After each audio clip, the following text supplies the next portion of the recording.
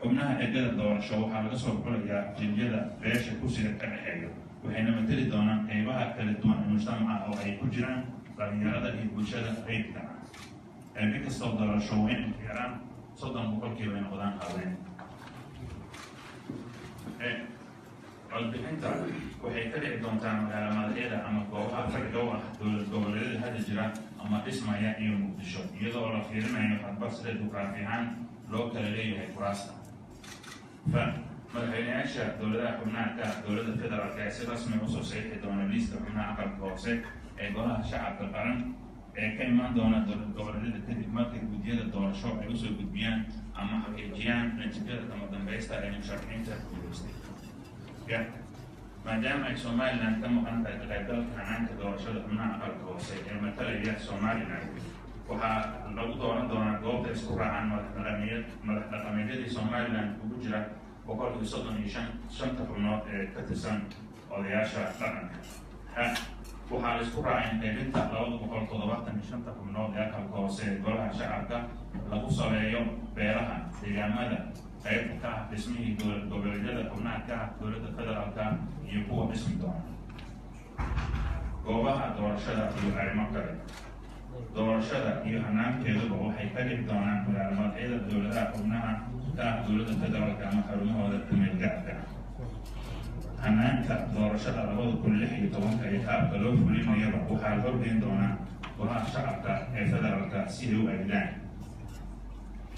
madaxda madasha hoggaanka qaran waxay kaloo go'aansadeen in Garowe lagu qabto shirka dastuurka qaran laga bilaabo 25 bisha May ilaa 5 bisha June sanadka 2016. waxaa qabashada shirka dastuurka qaran ka horeyn doona kulan ay yeelan doonaan madaxda madasha qaran oo ka kooban dowladda dhexe iyo dowlad goboleedyada oo laga doodi doono loogana heshiin doono arrimaha siyaasadeed ee dastuuriga ah ee khilaafka ka jiro si loo dardargeliyo dib u eegista dastuurka. dowladda federaalka waxay la wadaagtay madaxda dowlad goboleedyada siyaasadda amniga qaranka waxayna soo dhaweysay in kulamo wada tashi ka dhacaan gobolada dalka si loo horumariyo hirgelinta siyaasaddaas. madashu waxay mahadcelin kusoo jeedisay beesha caalamka iyo deeq-bixiyayaasha taageerada joogtada ee ku aadan hannaanka doorashada. madashu waxay dareen xoog leh ka muujisay habdhaqanka iyo ficilada guddiga SEMG oo ah Somali Electoral Monitoring Group gaar ahaan sida ay u beegsanayaan muwaadiniinta Soomaaliyeed una hor istaagayaan geedi socodka hannaanka dhismaha dowladeed ee Soomaaliya. gabagabo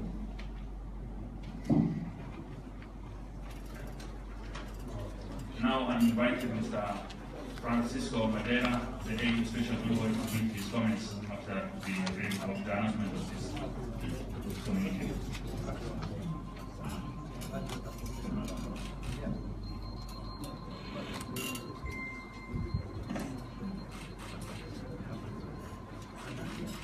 Your Excellency, President of the Federal Republic of Somalia, Honorable Speaker, Your Excellency, the Deputy Prime Minister of Somalia, Your Excellencies, the President of the Federal States of Somalia, my colleagues, ladies and gentlemen. We have registered a milestone in the process of taking Somalia to an inclusive, all-encompassing and democratic state and community. We are very happy with this communique. It is a clear expression of the growing consensus and cohesion between the leadership of this country and a clear vision of how they want the coming Somalia. We are happy because our leaders have been able to discuss in a constructive manner without needing the concurrence of the international community for them to come to understanding each other, much as we are all available, but you were able to make it on your own. And this is what we all want. We want Somalia to take care of itself. We want Somalia to take care of its business. We want Somalia to be a very important and relevant member of the international community, playing its role and giving its contribution. And this is one of the most important contributions that Somalia is giving today. I want to thank Your Excellencies, and I am going to convey this landmark achievement to the chairperson of the African Union Commission. Thank you very much, Excellency. Thank you, Mr. Magaalada, especially for African Union to Somalia. Now I welcome Mr. Reitzenegger to the SRSG.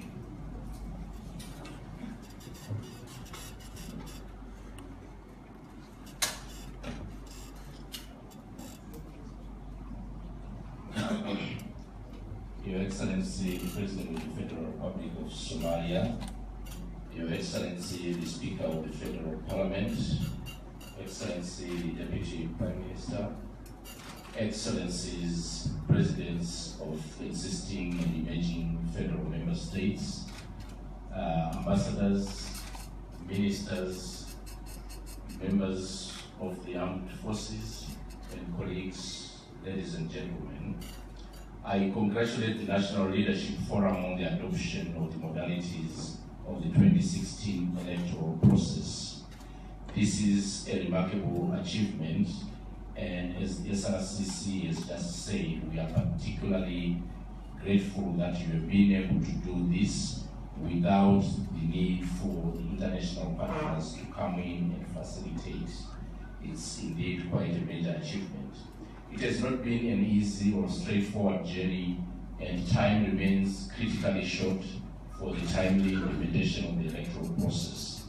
But you have laid the foundation for a political transition in accordance with your own commitment that there will not be any extension of the constitutionally mandated term limits of the legislature and the executive. We, your international partners, warmly welcome the detailed modalities you have agreed upon. They provide the key elements that should enable the implementation of the process to begin. We shall support you in the next critical phase of the implementation of the agreed modalities to ensure that the electoral process is realized in the best possible manner. The modalities you have adopted represent significant progress on the path towards democratization of Somalia's political system. The electoral model is qualitatively better than the 2012 process in many ways and in many significant ways. It therefore constitutes a bridge to the anticipated universal one-person, one-vote elections in 2020. We all know that this must remain the ultimate objective, and that work must begin now towards this goal until we reach 2020. Compared to 2012, the 2016 electoral process will involve actual elections rather than the selection of parliamentarians by less than 200 elders. A much larger number of a diverse composition of voters in the electoral colleges will elect the 275 members of parliament, and the process as a whole will be brought much closer to the people. The structures you have agreed to put in place to implement the process embody key principles of democratic elections in a federal state. You will have a two-level structure operating at both the federal and regional state level. This is what federation is about. The members of the upper house will be, after nomination of candidates by the executives, elected and not just rubber-stamped by the state assemblies, in accordance with the notion that they represent their respective existing emerging federal member states. You have reiterated the important commitments that you have previously made, including to inclusivity and to balance. women shall form 30% of the electorate and 30% of the members of both houses of parliament. This is very important. Women constitute 50% of Somalia's population. They must therefore be appropriately represented in parliament and in the political process to shape the country's future. But we note that without specifically identifying the seats that will be reserved exclusively for women, the goal of 30% representation of women in parliament is likely to remain an aspiration only. In fact, given the voting system, there is a risk that the women's quota in parliament may be reduced even below the level attained in 2012. We therefore urge you to earmark specific seats reserved for women and ensure that they are filled accordingly. Other measures are important too to implement the process as transparently and as fairly as possible. Among other things, there will need to be significant public outreach and civic education to explain this model to the Somali people. I welcome your agreement on establishing an electoral dispute resolution mechanism which will help ensure that there can be recourse to justice if needed. Finally, time is a major concern. Time is now very short.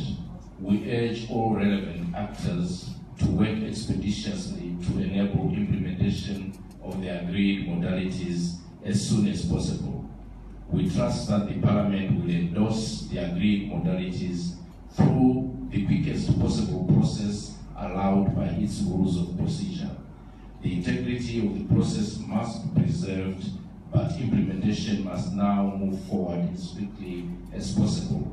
Excellencies, we also welcome the circulation of the national security policy to all national leaders, and also your decision to have a dedicated session of the NLF to discuss the Constitution at its next meeting in Garowe. Again, international partners stand ready to support you in this process, and as you continue to prepare for universal one-person, one-vote elections in 2020, we commend you for your wisdom, your courage, and your commitment. The 2016 electoral process will be remembered in the history of your country as a critical stepping stone towards the rebuilding of Somalia's democracy. Thank you, Excellencies.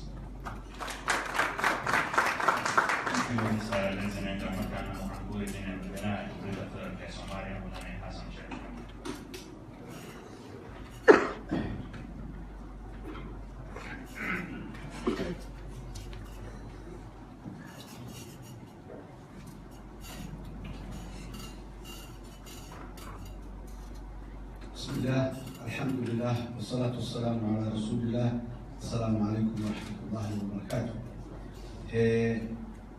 سيدا قبل غطاء ومكيغا حيرا هيدي دولة مامود رسول في المعلمة آدي مهم هو صوماليا وحان آدي وهم بريانيا ونبوغادينيا مسؤولين في قيب الشيشة كانوا ما انتهى كان رفض الانتو البدن برايم نستر وشقاء looga maqan mooyaane dadaalkii iyo soo jeedkii iyo doodii wadaangeliyeen aad iyo aad ayaan uga mahad celinayaa. sidoo kale dhalinyaradii ka tirsanayday dowladda iyo qaybaheeda kala duwan ayaguna ka yimid dalka qaybihiisa kala duwan ee shaqadan waqtiga dheeriga gelisay ayaguna waxaan leeyahay waad shaqaysan hambalyo. runtii waddadan maanta aan haynaa tallaabo dheeri ah oo lagu daray safarkii beeraha ayaan soo marnay sanadihii iyo bilihii soo dhaafay waaye. Soomaaliya maanta waxaa la qaabeeyey sida ay wax u dhacayaan haddii alla yidhaahdo 2016 oo ahayday mid culays badan ku hayday dadka Soomaalida ah iyo siyaasiyiinta gaar ahaan, laanna marka aadan garanaynin waxa soo socdaay culayskeeda iyo waxay lahayd dhulkeeda.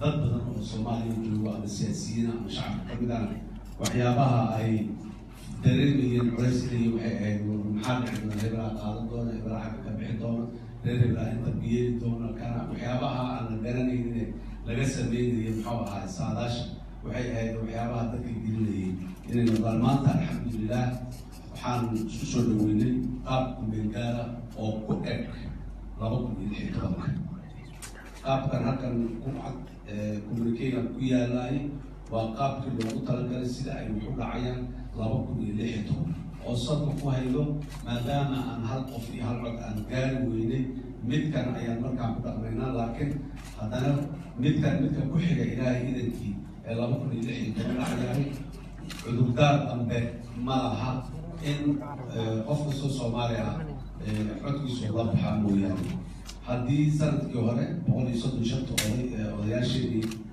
beeraha intelligence ay noo soo xuleen baarlamaanka maanta 13,750 qof oo Soomaali ah ayaa noo keeni doona baarlamaanka marka berrina ilaahay idankiis 2 milyan oo Soomaali ah ayaa baarlamaanka keeni doonta marka sidaas ayaa tallaabooyin isku furaayeen waxaan rabaa inaan u mahadceliyo dhammaan dadka ka shaqeeyey waxaan sidoo kale rabaa inaan u mahadceliyo beesha caalamka iyo doorkeedii mar walba kaalmada iyo garab istaagga ay la garab taageen waxaan rabaa inaan iraahdo waa run waqtigu aad iyo aad ayuu ciriir loogu yahay waqti badan ma haysano hawsha noo taalana aad iyo aad ayay u badan tahay hase yeeshee dadka Soomaalida ah in ay yareeyaan isqabqabsiga in ay yareeyaan doodaha dhaadheerba waxay soo kordhinaa weyn aanay jirin waqtiga naga cunayo inaan aad iyo aad usoo koobno maadaama waqtigan haysana uu aad iyo aad u yar yahay dardaaranka labaad aan bixinayo waxaa weeye beesha caalamka waa run waan ka mahad celinaynaa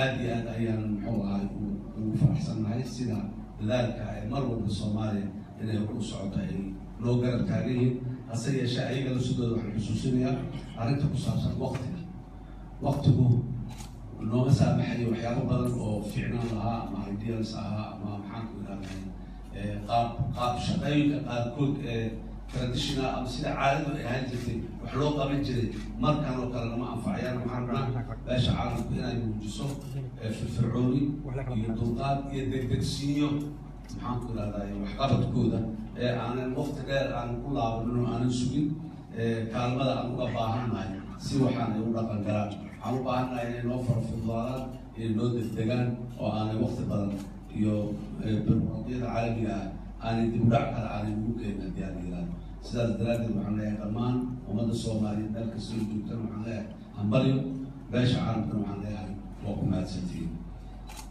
just to make a few remarks to my colleagues this is a great day for Somalia we make long stride towards the achievement of the dreams of the Somali people.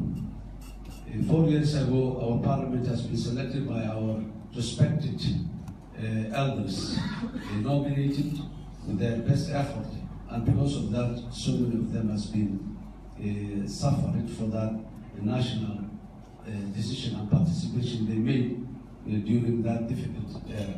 Today, the Somali people has moved forward, and instead of 135, 13,750 people are bringing our next parliament, which we are on our way to reach in 2020. Maybe a couple of millions of people will bring our next parliament. So Somalia has been making that gradual progress, and I would like to congratulate to my colleagues in the federal member states leadership and the federal government leadership as well, and those young, energetic people who have been working tirelessly in the last couple of weeks to make this event today happen successfully. I congratulate and salute them all. As well as I would like to appreciate the role and the continuous commitment from our international partners who have been standing with Somalia all the difficult days and all the good days. I salute them and I say thank you for your continued support. I would like to add and just bring the attention of our international partners that we know that you have been and we have been appreciating that, but time is the essence from now onward. We request our international partners to minimize as much as possible the bureaucracy of implementing their support in this process. We don't have much time to waste on the bureaucratic red tape, so that we will appreciate if there is a level of tolerance, there is a level of flexibility with our international partners, so that the necessary steps will be fast-tracked and things will happen at their predetermined dates. I would like to again reiterate my thanks and appreciation to our international partner. On behalf of my colleagues, I would like to reiterate our full commitment on this process. We are fully committed to make sure that this happens according to the schedule and according to the agreed points in this communique. We are working in a very difficult environment. Adjustments can come, little delays can come, but we all are committed to make things happen in the ground as determined or stated in this communique. I hope today we have very clarified the stress and the pressure of uncertainty on many of our people and many of our partners. Will this happen? Will the leadership are committed? Will Somalia experience this? This has been put back today. We are so committed. We make clear our path to reach the goal for 2016, and I'm very much hopeful that this will happen as it has been said and it has been put into paper today. Again, I would like, on behalf of the Somali people, to thank my international partners, and I would like to congratulate the Somali people for the courageous step that the leadership has taken today to just conclude the long way. Now here we start another phase, and I'm sure we will reach another good day that will say we conclude the final phase of 2016. I thank you very much.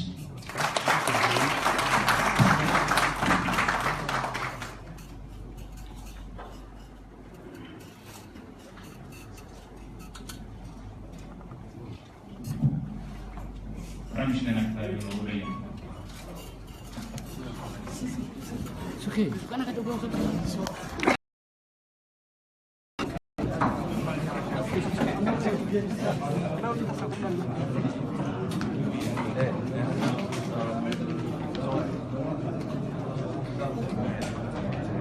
No, saaray.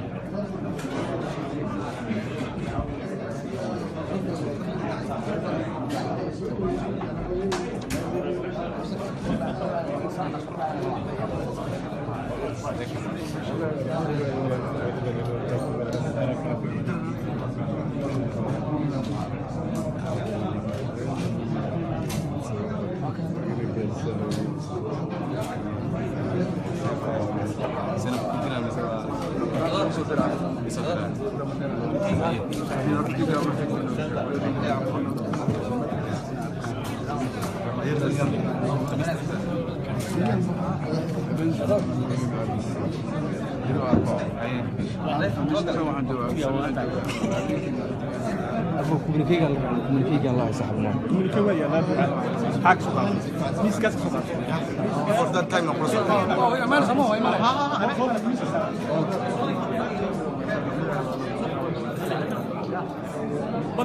بدني